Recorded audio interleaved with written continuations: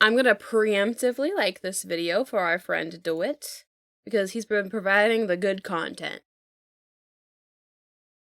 As is life. Alright. In the world of Tivat, there are two kinds of people. Those who passionately yearned to be swept into the cosmic ballots of the Archon War.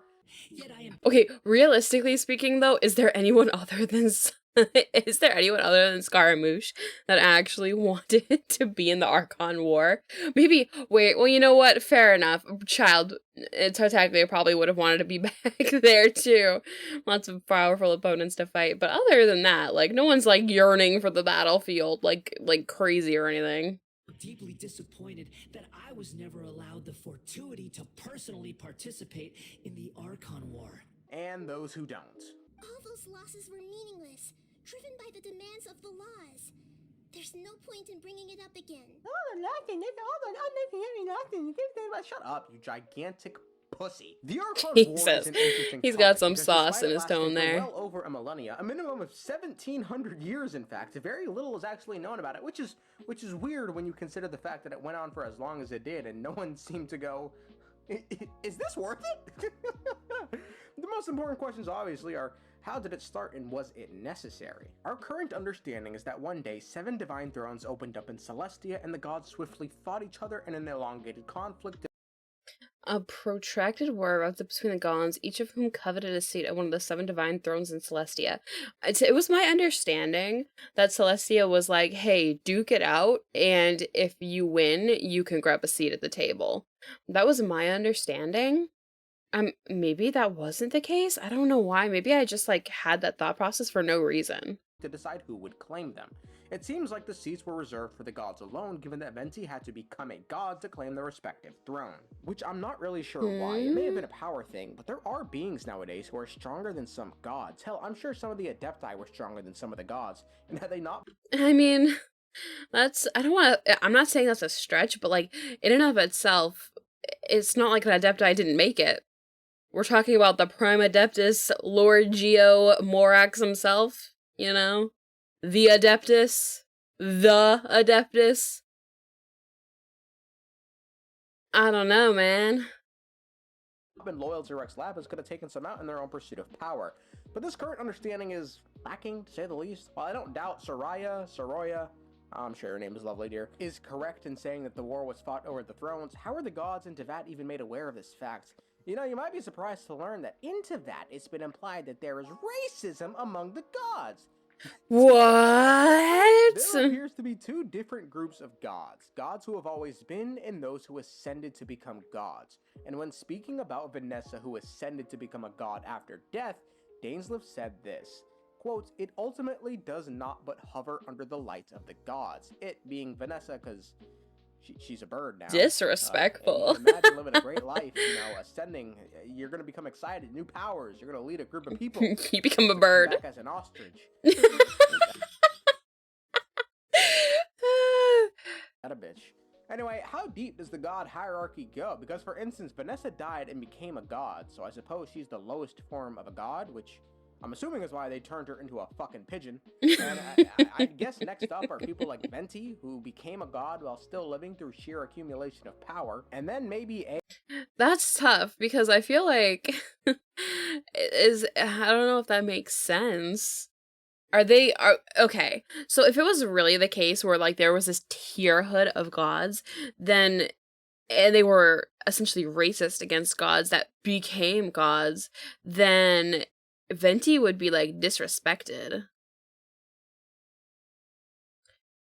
But yeah, so if it's the case that they're racist against gods who become gods, then they should not be willing to offer Venti a seat at the table, because he is, in fact, someone who became a god after the fact. I feel like it's more likely that they just don't like humans that have ascended to godhood. That's where the problem lies. And it's not even the only time that happened either, because Egeria created her own little henchmen, and those henchmen became a god as well, but they were also offered a seat at the table. and Makoto, who so far as we know have just always been gods, and finally people like Rex Lapis and King Desherat, who are described as having descended unto Teyvat.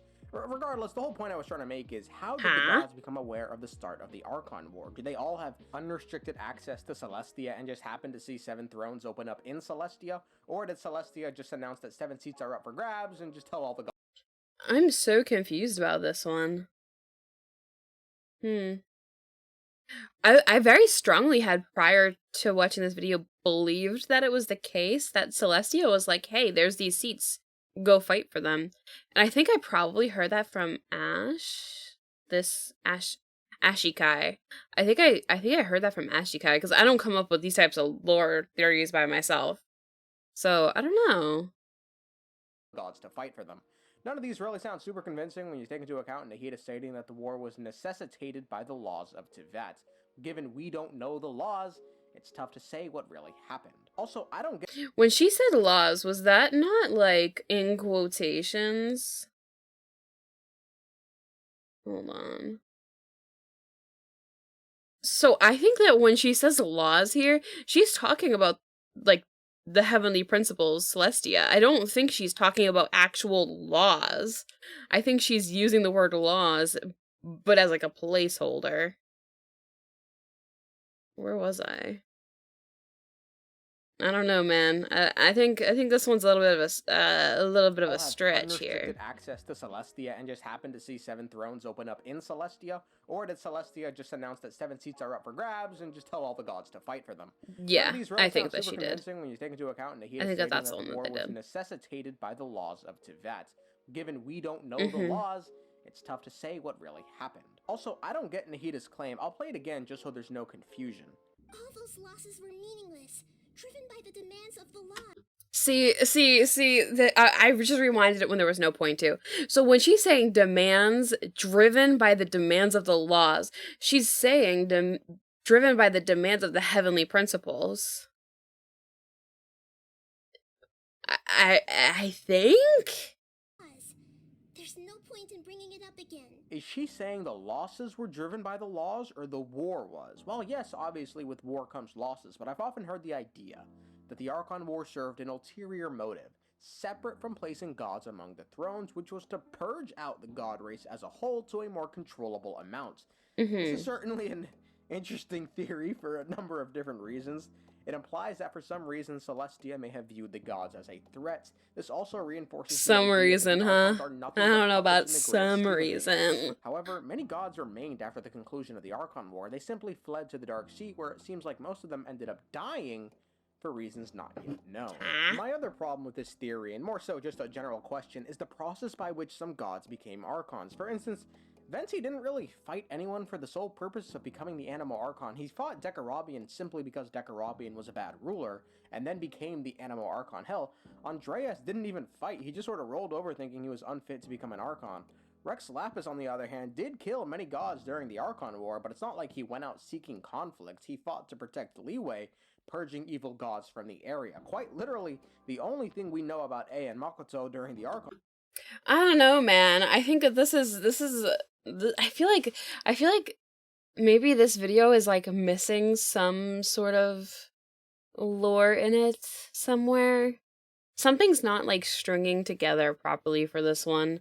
I think I'm missing something. War is that Orobashi couldn't defeat them, and that's it. Sumeru is interesting because it seemed like instead of fighting, all 3 gods that lived there lived in harmony with one another during this time. There was King Desherat, Lord of the Sands, Nabu Milikata, the goddess of flight. King Desher is like actually daddy. Like, what the fuck is that photo of him? What the hell is that? Flowers, and then Greater Lord Rukkhadevata, the god of wisdom. Together, they were known as the god kings of Sumeru. Interestingly, it seemed like King Desherat was either offered a seat by gods actively seeking the thrill of battle and wishing to become the strongest by claiming the throne. I suppose if that description fits any Archon, however, it'd be okay. So here's what I think is like kind of missing here. And I think it is, once again, from one of Ash's videos that I learned this. But the idea being that Celestia asked for this war, and then essentially they picked, as best they could, they picked the people who were weaker as options. So, for example, in Mondstadt, you had Adrius, the wolf the wolf guy, and he's stronger, or at least at the time, I believe, stronger than Barbados, but they picked Barbados. And then you go over to Sumeru. King Deshret was once again like an exception. He was offered the seat, but he declined it, so it went to Goddess of Wisdom, Ukatafata.